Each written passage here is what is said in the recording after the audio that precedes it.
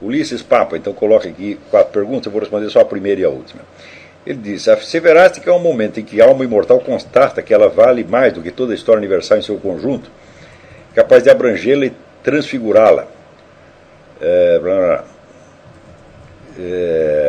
Pertence a essa mesma espécie de certeza, aquela revelada pelo seguinte trecho do Upanishad evocado por Schopenhauer: sou todas essas criaturas em conjunto e fora de mim não há nenhum outro ser?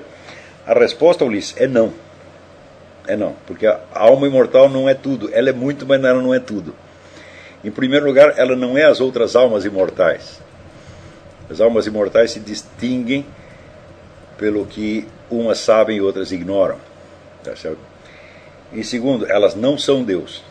Tá certo? Deus continua sabendo muito mais do que elas. Quer dizer, há uma diferença entre a mera imortalidade e a eternidade, é uma diferença efetivamente imensurável.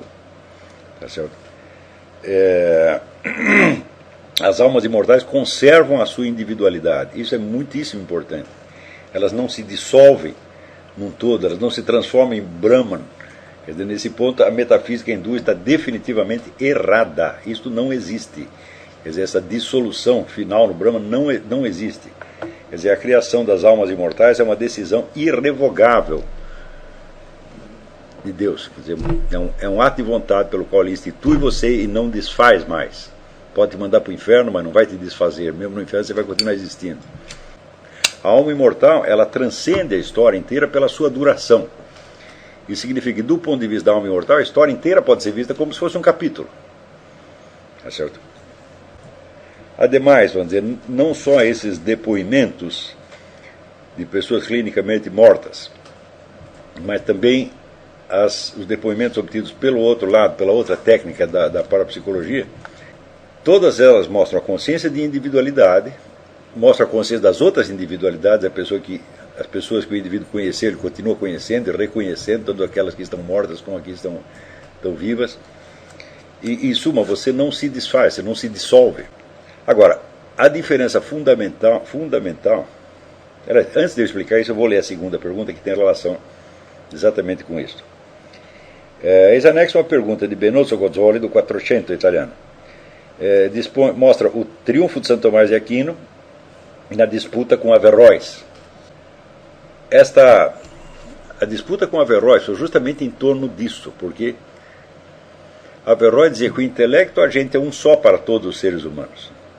Quer dizer, existe o intelecto potencial que está em cada um, mas tem o intelecto agente que é o mesmo. Tá certo?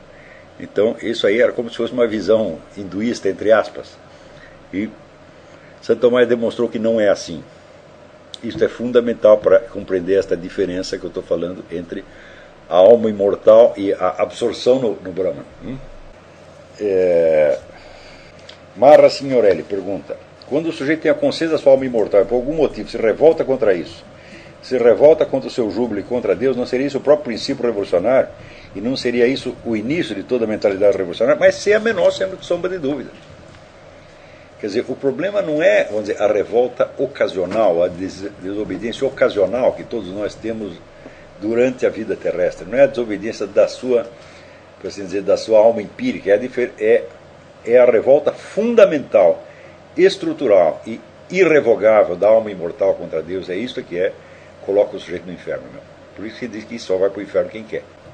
Quer dizer, é quando a sua própria situação, vamos dizer, de alma imortal não é aceita. O indivíduo quer ser alguma outra coisa a mais. Provavelmente ele quer ser isto aqui, ele quer ser o Brahman, né? Então,